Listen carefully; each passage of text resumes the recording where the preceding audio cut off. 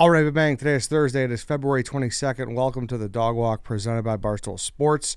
Today I'm joined by a guy who I'm going to call you Nick the Rat Man. Is that all right? Yeah, that's cool. Nick the Rat Man. I like that, Lance. That's a good one. Yeah. That's a good one. So Nick the Rat Man, we just filmed the video with Nick because if you listen to all our shows, White Sox Dave talked about on one of them how rats have completely chewed out the electrical wiring in his car. And you reach out to him, you're like, hey, I want to help you out. I want to fix it because you specialize in rats. Yeah, basically I was riding around doing some high schools in the southern part of Illinois and was listening to the mid show that got recorded. It's just a little behind on our daily episodes that I get from you guys. Mm-hmm. And I heard about the rat problem with White Sox Dave, and I was like, well, shoot, I can take care of that. That's easy. Yeah, so instantly reached out, and White Sox Dave, like, he kind of, not scoffed at you, but he was like, hey, man, thanks for reaching out, but, like, it's an alley. I think I'm hopeless. Yeah, he basically said, I don't think God can cure it himself. And I came in at that point as like, hey, I got Soldier Field under control. I've had Soldier Field as a client for the past 5 years. I can take care of your alley. That's not a problem. Yeah, so I'm interested in getting all things rats. I've had an exterminator on before. His name was Ellis. Great guy. I actually interviewed him outside of an abandoned Kmart. One of the most bizarre interview situations I've had, but shout out to Ellis for hopping in my car outside of a abandoned Kmart. So now I'm excited to kind of talk years later, just kind of about rats and other things. So you work for Edge Pest Control. How long have you been with them? Yeah, so I started there in 2018, and I've been there ever since. Haven't really looked back on it. Progressed through the company. Started as a regular technician, just going to people's houses, spraying their houses, and moved into a commercial role a couple years later. Kind of really enjoyed it, and just meeting new people, experiencing, trying to figure out a solution to solve their problems. I've always been kind of a people person. I want to make sure people are taken care of, not just myself and my family, but if I don't even know you, I just met you guys today, and I consider you guys family already as far as my work life. Mm-hmm. After that, I moved into a service manager's role where I just kind of routed daily for technicians, helped them out in their day-to-day servicing, made sure whatever they needed I took care of. And now I've moved into a lead inspector role. I'm the rodent guy inside my branch. They've sent me to every branch inside of this company to solve a rat problem. Okay, so 2018, you get in, and you said, did you expect to like it, or did you sign up for this job being like, all right, it's a job? That's kind of where it was. I just got kicked out of school in college, and I was like, I need a job. My parents are hounding me. It's either I pay them rent or I go get a job or move out, whatever the case may be. So I just was on Indeed looking, saw this company. They messaged me back in a day saying, we got a job for you. Once they gave me that offer letter, I've been working there ever since. And you never had problems with, like, rodents or pests or anything? Like, it never bothered you? No, never really bothered me. The only thing that I've never experienced before my first time within my first 2 weeks is roaches. I went into one of the, and still is the worst roach house I've ever seen in my life. And that was kind of freaked me out a little bit, but after I got over that, rats, mice, termites, bed bugs, ants, spiders, they don't bother me at all. That was in the first 2 weeks? Yeah, first 2 weeks I saw the worst roach house. It was in Inglewood neighborhood. Older lady, and she let it go for like 2 years just living with roaches. Oh, Finally. no, and she was still living there. Yeah, I opened up a kitchen cabinet there, and probably 150, 200 roaches fell out. Oh, big ones? Or are we talking? It's probably about half-inch wide, half-inch long. Oh, man. Yeah. That's terrible. It was absolutely terrifying the first time I saw that. Now, is that curable, though? Like, was that able to get fixed? Yeah, we fixed it. It took us about 6 months to get it done. It was my client, my customer, so I was the one going back consistently for it. We would spray everything, had her pull out all her dishes and everything out of her cabinets, treat and spray inside of there, put down baits around, going through syringes of bait that they would eat, fold it up in some wax paper, throw it out. They're attracted to that kind of stuff. 6 months later, she'd maybe have a straggler here and there, but over time we got it solved within 6 to 8 months. Now, is that always fixable, or are there some places that are just fucked? I have just walked out of place and said, absolutely not, I'm not touching this. Really? What would make you do that? Give you an example. There's a restaurant in the South Loop. I won't name it, I don't want people to have bad experiences there, but they always just kept their back door open, so rats and mice would be coming in through the back door. Constantly told them that this needs to fix, or at least get a screen door, one of the security doors on there. Just wouldn't listen to us. Their kitchen was in absolute shambles all the time. with food just sitting on the floor, containers that would house dry storage just sitting on the floors, rat urine, mice urine, all just throughout their pantry. And it was just finally 2 months later, I just said, I can't keep doing this. This is a waste of my time, and it's a waste of your money. Yeah, you have to help yourself at some point. Yeah, it was just taking up too much time from other clients, and it was a problem that I didn't think was going to get solved anytime soon, and they didn't want to put in the effort on their end to fix it as well. That's brutal. Yeah, it's sometimes that's just the reality of this world. Now, is that the biggest problem, though? Because you always hear that, people who prop open doors. A lot of the times, yeah, that's a simple problem, how rodent or mouse will get in. Yeah. Once they get inside of their house, though, any small crack or crevice, like even an electrical outlet, they can squeeze themselves through if it's not properly sealed. And once they get into your walls, they can get anywhere inside of your house. The first place, whenever I go to a new client's house, is, do you have an attic or crawl space? Those are the first areas that I'm checking, especially if they're dealing with rodents. I'll look inside of there, inside of insulation, see if there's any sort of nesting, tunneling, burrowing going on inside. I would say out of every 10 houses I see, probably 6 of them have that problem without knowing they have that problem. Yeah, so coming on from below or above? Either or, really. Yeah, that's well, that's a tough deal. But I like I said, I have heard that people just propping doors open. That's like one of the main issues. Yeah, or even if your concrete's settling on your garage is attached to your house. If the concrete's settling, you got gaps at the corners, that's going to be a problem. Yeah. You have a 2-piece laid out, 2 concrete slabs laid for your garage. That little line in the middle, you might not think it's much, but the size of a dime a mouse can fit through, and the size of a quarter a rat can fit through. So anything like that, you're inviting them in at that point. What's the worst rat infestation you've ever seen? Yeah, property in Seattle, Washington, 64 units. All of the rodents, or all the units had rodents inside of it. They were coming through the ceiling drywall, just a regular wall, like behind a microwave. And I've seen them come out of the floorboards, behind trim, things like that. I went out there 6 to 8 months later after trapping, going back almost daily for that account. There hasn't been a rat there since, and that I took care of that 3 years ago. That's probably one of the worst ones as far as residential. I went to a multi-million-dollar home in Orland Park, and I checked out both their attics, and there was well over 250 mice living inside of their attics. Jesus. What we did is service that we offer is our full attic clean out, where my team goes up inside of the attic, vacuums out all the insulation, sanitizes the entire thing from anything that might potentially be left behind by the rodents that we don't want up there. Hantavirus is usually the big thing that I hit on at that point. We'll fix any hole on the outside of the house and inside of the house, and then we'll put in brand new boric acid treated insulation for you guys. So a multi-million-dollar home had 150 rats in its attic. Yep. And that's just because the builder or whoever didn't seal up the attic properly, or that over time, the foundation was starting to go. The house was built in mid 70s, late 70s. Foundation started to go. The garage doors weren't in the best condition. They had 4 different air conditioner units. All the lines led up into the attic that were left open by the HVAC company. And rats and mice were just kind of climbing up that, what's it called? The AC condenser line. Damn, dude. That's a nightmare. Yeah, it's. Do you just like poke your head up there and you're like? Oh no, I'll fully get inside of there. Set up a ladder, jump up inside of there, walk on the joist. Crawl through crawl spaces on soil, cement, whatever the case may be. I'll wear Tyvek, sit inside of there. If there's a problem going inside somebody's house, I'm gonna find it. Yeah, but are you like, holy shit, you got a big problem? Yeah, I've walked out of an attic before, and a guy's like, yeah, no problem up there, right? I was like, dude, this is maybe one of the worst attics I've ever seen. You have a major problem up here, and the look in people's eyes after I tell them that is just fear and agony. Yeah. So, but it's always a good sign that we know how to take care of the problem for you guys. No, for sure. Now, you talked about Soldier Field. Was Soldier Field that bad with rats? Yeah, so I don't know how much you have walked the inner workings besides the seats inside of Soldier Field, but they have a service level. And at that service level, it just wraps around the entire stadium, goes up into all the offices, to the elevators, service elevators. That entire service level, there was rats just running back and forth, left and right, all over the place. We set up those boxes. We set up at Dave's house today, all around inside of there. About 9 months later, there was no more inside of there. But their trash room inside of their loading dock was a mess with the rolling door that was propped open pretty much 24/7.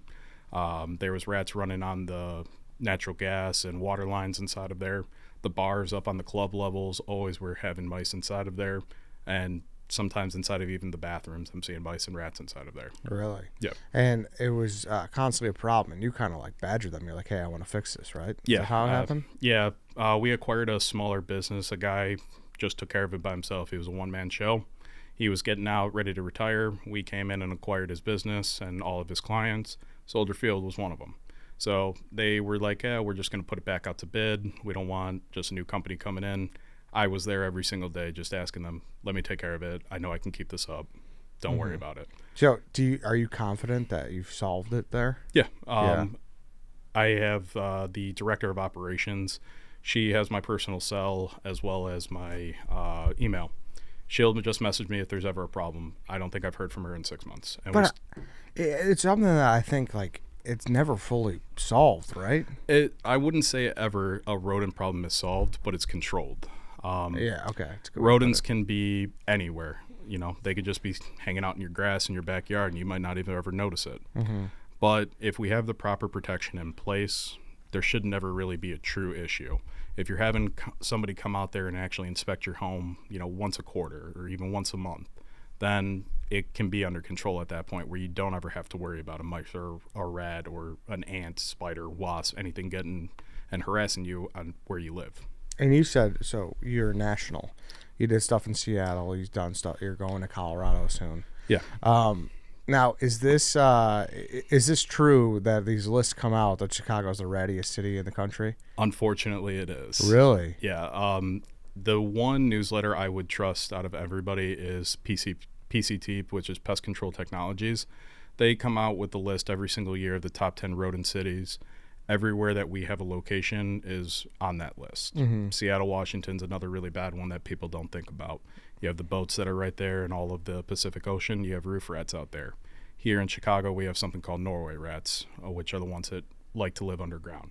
Roof rats will kind of just hang up and go pretty much wherever. The difference between them is Norway rats are brown typically in color.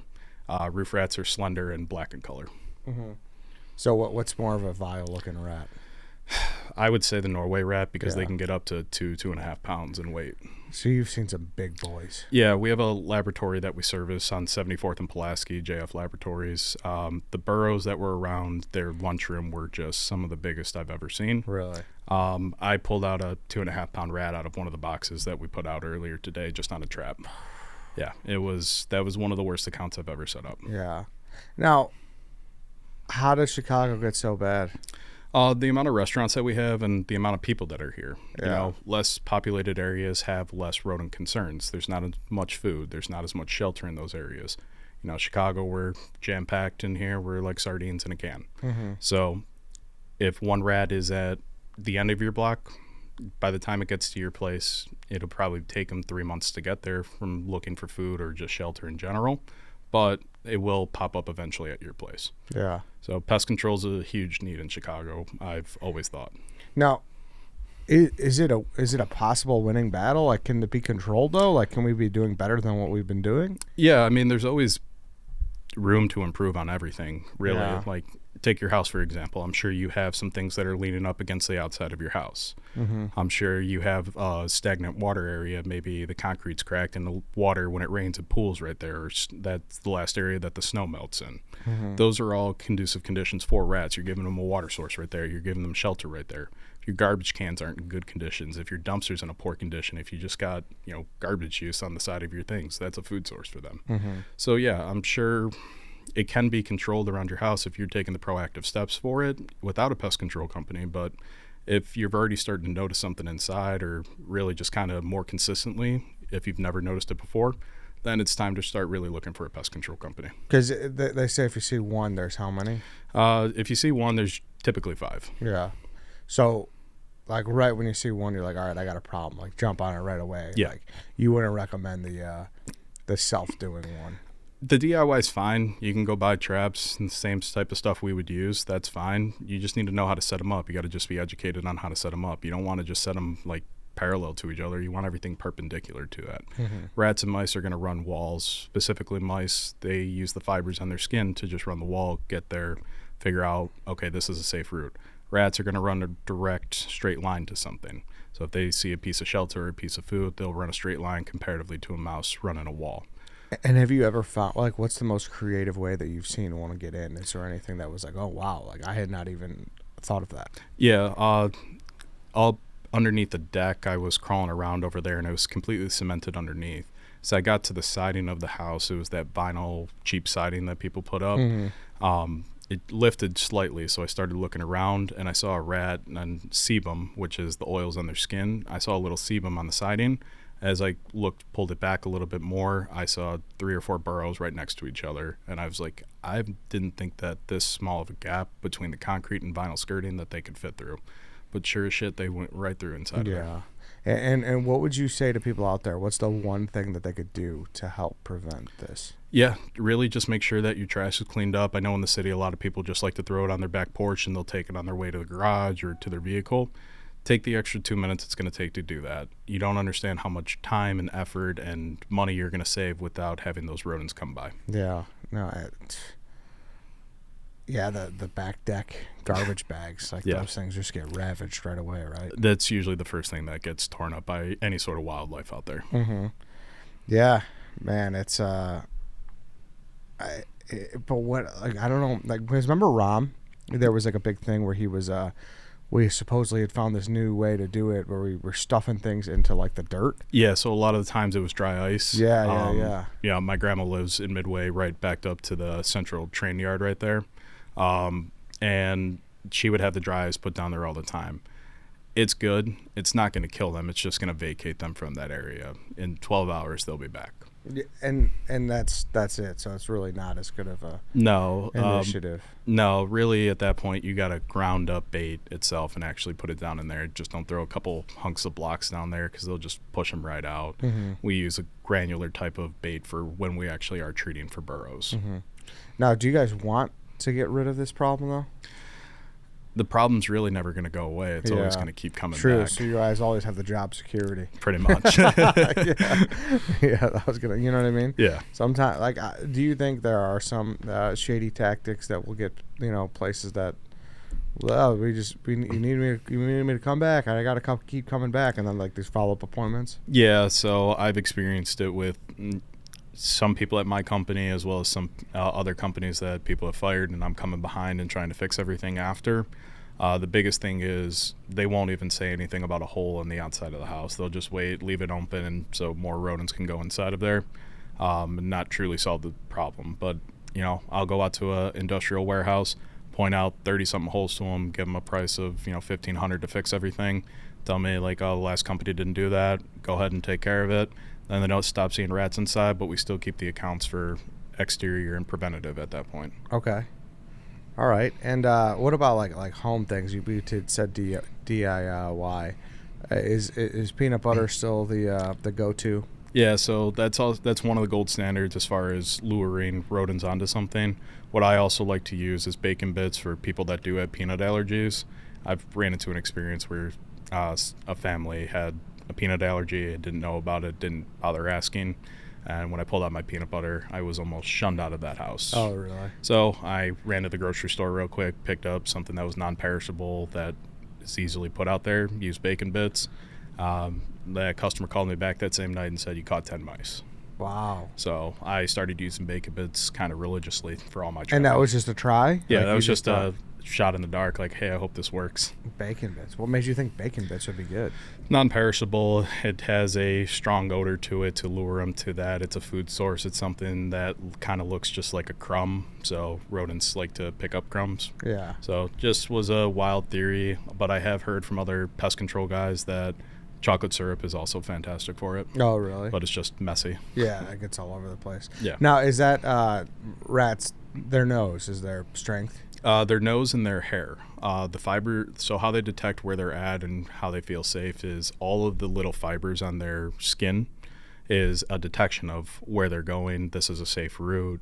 And then they leave behind a pheromone, which is a specific scent for them.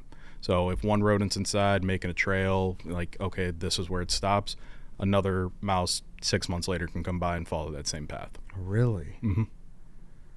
Their hair, that's so strange. That's so interesting. Well, they leave an oil behind off their hair called sebum, and that is just a really a marking for pest control guys to say, okay, they've used this way, how to get in, let's close this off. But that sebum has a pheromone inside of it that allows them to detect or encourage other rodents to come and say, this is a safe way to get into this place. And then go into the rat boxes. Yep.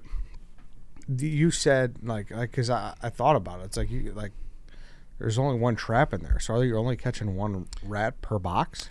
A lot of the times, yeah, we'll catch one inside of there, but that's why we also have the bait inside of there as well. Once they consume 20% of their body weight in that bait, they die off, and that's typically 3 to 5 days later. They could die off inside of their burrow that they have, their nest, wherever that could be, or they could just be laying in the middle of the alley or, on the White Sox Dave's staircase.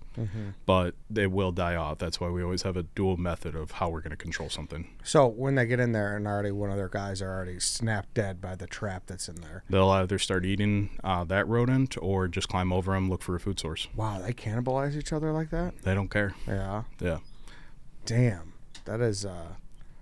That I don't think I realized that, but they go after everything, right? They're savages. And then the peppermint thing. Oh, yeah. yeah. Because that was White Sox Dave's thing. He's like, I'm just gonna rub peppermint on it, and you were like, don't do that. Yeah, I told him immediately. That was the first thing I said to him. That extract oil for mint or eucalyptus is another popular one that people like to use.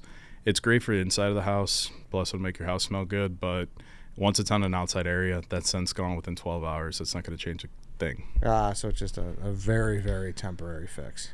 I wouldn't even call it a fix. It's really just you're trying to look proactively like you're doing something, but really you're kind of just wasting your money and time. Yeah. Lance, anything you had a question for him? No, I guess on that peppermint note, I used to work at Ace Hardware, and they used to always recommend that we say that to people. And the only time I ever saw it in practice, it was we had a bunch of spiders in the corner, and there was tons and tons of spiders. It was disgusting. And then we threw a bunch of these little peppermint tea bags, and the spiders, we never saw them again. So, but it was obviously inside. Yeah, for inside, that's fantastic. Natural oils can be deterrents for insects, but as far as for rodents, they'll just go somewhere else inside of that area. Their nose is pretty good. They're not just going to avoid that single area and go wherever else they need to be. Gotcha. Anything else that we didn't get to today? Because it's do you feel there was that rats thing on Netflix. I don't know if you ever watched that video. I've seen a little bit of it, but that a lot of it is over fabricated as far as that. Really, pest control, it's not as simple, or going out to White Sox Dave, that's a simple account. Yeah. But not every account is like that. Sometimes I'll have a 3-story building like that, and on the top floor they have bed bugs, on the middle floor they have mice, and on the bottom floor they have roaches. So it's 3 different things I'm trying to attack all at one time. When it comes for that documentary, it shows and highlights cases of some pretty bad cases inside of there and how people have solved it. But over time, pest control is evolving every 2-3 years. There's new products, new innovations, new methods coming out. So you really can never stay ahead of it. What's out of all the ones that you've attacked, all the rodents, what's the least of your worries? What's hey, you got a fucking problem, you got to fix this? Yeah, so really any sort of wildlife, squirrels, raccoons, skunks that get inside of your house, those are immediately fix it. Don't try and do it yourself. Call a professional to get that done. If it's a mouse, you see one inside of there, it would probably be, if you wanted to just take care of it yourself, get a couple mouse traps, just put them out with non-perishable lure on there. If you're seeing them consistently every single day, at that point, yeah, call somebody. So for me, it's really any wildlife, call somebody right away. Why? Just because raccoons will Raccoons, I mean, as soon as they're getting into something, that's usually a telltale sign that they're ready to give birth. So then you got a bunch of mini raccoons running around too. You don't want to deal with that. Same thing with squirrels. Once they get trapped inside of it, it's usually a telltale sign that they're ready to reproduce. Wait, why is that? Just because they found a place? They found a place that's suitable, comfortable for them. So a lot of the times I'll see them in attics as far as they're inside of the insulation building a nest to give birth. Yeah. So really at that point, you got to get it taken care of, and you have to have a trapper come out, or I can do it too. I have my wildlife license. So we trap it, live catch it, and then go release it. And then at that point, you still have to deal with the contamination inside of your attic. Now, is there a good insulation to use? Do you like the foam one the best? Foam is the worst. Really? Yeah, foam is the worst, and there's a couple reasons behind that. For the pest control side, rodents can chew right through it without a problem. Yeah. Termites can live inside of it and actually digest that foam material. It's a cellulose based, So termites can chew right through it and hide a termite infestation, which then your house is coming down at that point. Really what I like is inside of the attic, I like a cellulose-based insulation that's treated with boric acid. And the reason the boric acid, why I like that the most, is it gives you the pest control aspect. So spiders, wasps, or anything are getting up there, they die off. And the boric acid makes it harder for a rodent to reproduce inside of there. As far as a crawl space, any sort of rolled insulation inside of a crawl space is fine. Wow, I got to insulate my shit, so you're telling me I should go with that one? Yeah, I mean, I'll do it for you, Eddie. You know how to insulate? Yeah, we do it as a company. Oh, no shit. All right, let's try to get something done. Yeah, I got you. Dude, that's interesting, because now foam, I feel like, is all the big rage. It's a big rage. It's fine if you want to do it inside of like your kitchen and you want to foam the walls that are behind your drywall in there. Perfectly fine. Yeah. But inside of an attic, if you want to do it inside of your attic, just do it on the roof part. Don't do it on the floorboard where the drywall would be sitting in between the floor joists. The roof is fine. In the crawl space, I wouldn't really touch it as far as the crawl space, because you want to have some sort of storage material, a vapor barrier down there, some sort of material down there to protect you guys at that point. Bed bugs. Oh. I mean, I thought you would say that would be in like that's a big problem. It is a big problem and can turn into a big problem really, really, really fast. But it's so far in between of what I see on a day-to-day basis. I don't deal with bed bugs as much as, a regular service technician would. That's usually a residential thing. I focus a lot more on, inspecting residential houses for rodents and doing all of the commercial and industrial work for us. But bed bugs, yeah, I've seen my fair share of some crazy infestations inside of there. You could see them though, right? Yeah. Okay, because that's what I've never seen a bed bug, and I just got back from Vegas, and there's that article that just dropped, like there are 5 strip casinos that hotels that had bed bugs, and I'm like, dude. It's funny you say that, Vegas, because I had a guy on Monday who just came back from Vegas 2 days ago who got bed bugs from Vegas. Really? Yeah. No shit. So, but you could if you hop in your bed, you'd be able to see them, because I'm always like, wait, am I fucking rolling around these? So the way bed bugs attack you, I guess I would say, is because you're their host. They want to feed on your blood, and once they feed, they go through a process called molting, and that's how they reproduce. They have to molt 5 times for them to actually reproduce and lay eggs.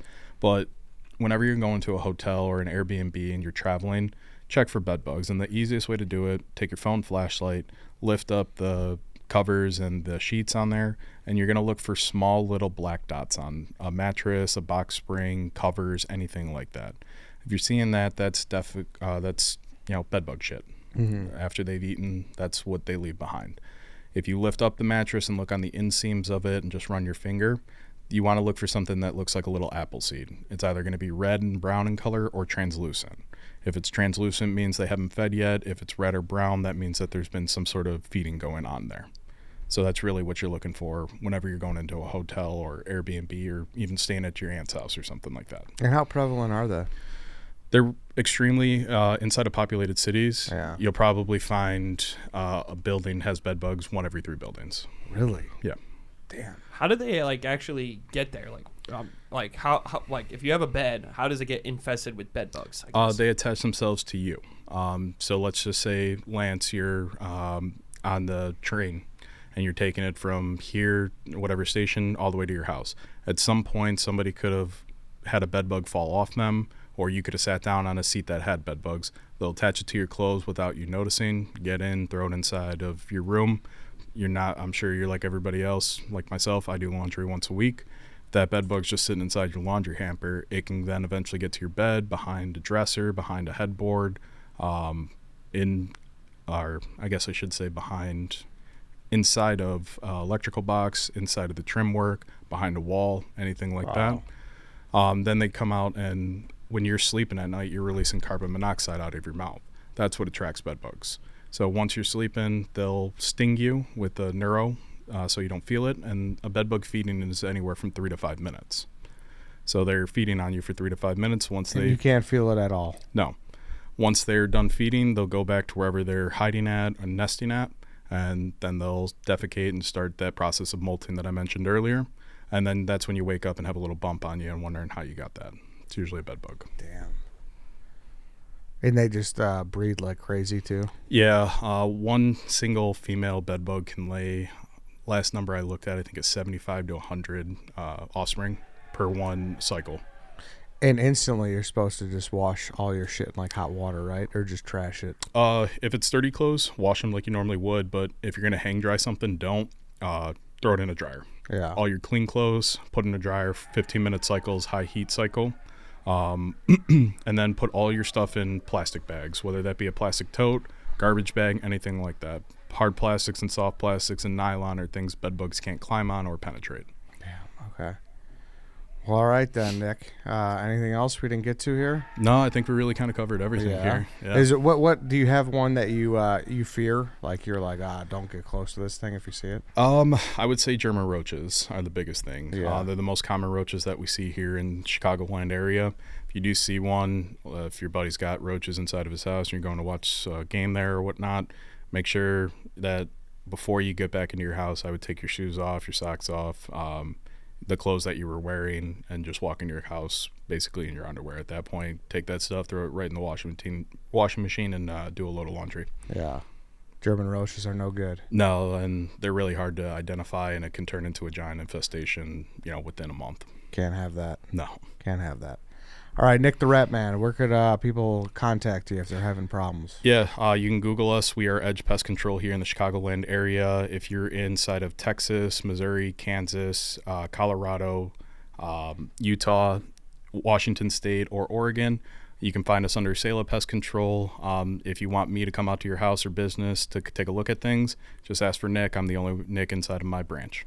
There we go. All right, Nick the Rat Man, appreciate it, man. Also, that video, I don't know when it's going to drop because you set all the traps and you got to come back in 30 days, right? Yeah, I'm going to do a quick follow-up for Dave in 30 days. Yeah, so keep your eyes out on our YouTube. We filmed something this morning, and then at the end of the month or, whatever, 30 days from now, we'll probably have that video out. So, Nick, thanks again. Yeah, thank you guys for having me. All right, that's it, everybody. Nick the Rat Man out, and we'll see you all on Monday for a draft.